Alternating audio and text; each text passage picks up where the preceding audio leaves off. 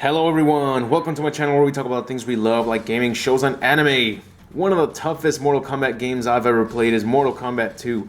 It's so hard to beat because the CPU tends to pick my ass up all the time and toss me across the arena.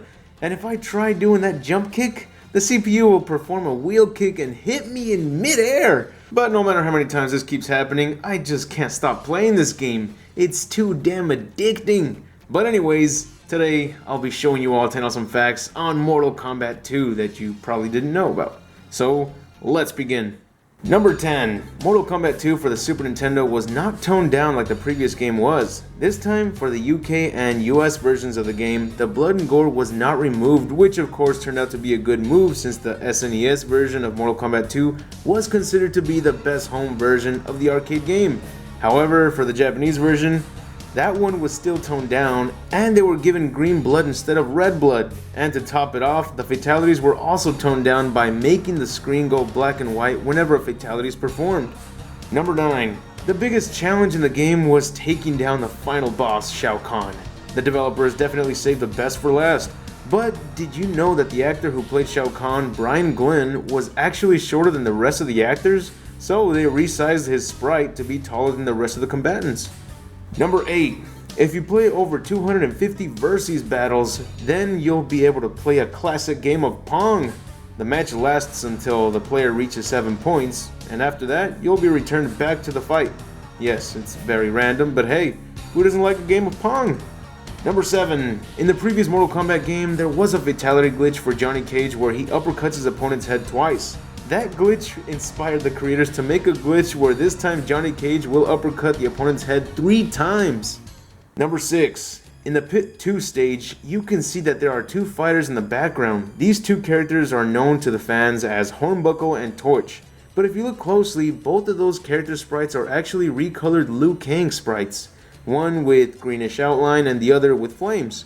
Torch would later be officially known as Blaze, who makes an appearance in Deadly Alliance and is the final boss of Mortal Kombat Armageddon. Also, you can see these two make the same background appearance in Mortal Kombat Shaolin Monks and in Mortal Kombat 9. Number 5. For some unknown reason, there's an unused graphic of the World Wrestling Federation logo in the game's code. At the time, the games company Midway did work on WWF games, so there's a chance the game was originally supposed to be a WWF game, or maybe they planned on advertising Midway games, but since this Mortal Kombat 2 universe has nothing to do with reality, then they must have scrapped the idea. Number 4. In the Sega Saturn version, if you try to throw the CPU opponent, you'll always fail because the CPU will automatically throw you. I constantly get thrown a lot by the CPU in every version of Mortal Kombat 2. Speaking of Saturn version, Shang Tsung laughs in his winning pose only in the Sega Saturn version and the arcade one. Number 3. Major Briggs, aka Jax, made his first appearance in this game, but he was originally going to be a kickboxer instead of Sonya's partner in the Special Forces.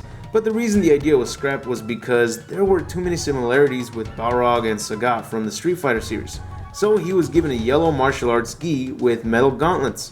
However, the gi covered most of John Parrish's impressive physique, so they changed it to have him shirtless and wear black tights. Number 2. In the Sega Genesis version, Raiden has an exclusive finishing move that can be activated with a cheat code called Fatality. This turns the opponent into a smoking version of Fergus McGovern, the CEO of Probe Ltd, which he worked on the port version of the game. Number 1. When you take on Kintaro, no matter what, he won't pull off a fatality on you when he wins. However, if you play as Shang Tsung, you can actually morph into Kintaro in the finishing move to pull off a fatality with him. To pull this off, it's both easy and hard. You have to hold down the low punch button, but for over 25 seconds. This means you gotta have perfect timing if you want to pull off this fatality because you gotta hold the button down during the match.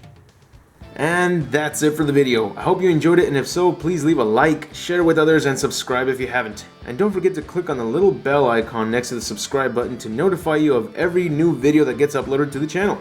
And feel free to DM me on my Twitter for feedback or talk about the next videos you'd like to see. Also, let me know in the comments which character was your favorite character in Mortal Kombat 2, and what was your favorite fatality to pull off. Anyways, I'll see you all tomorrow, and remember to have an awesome day.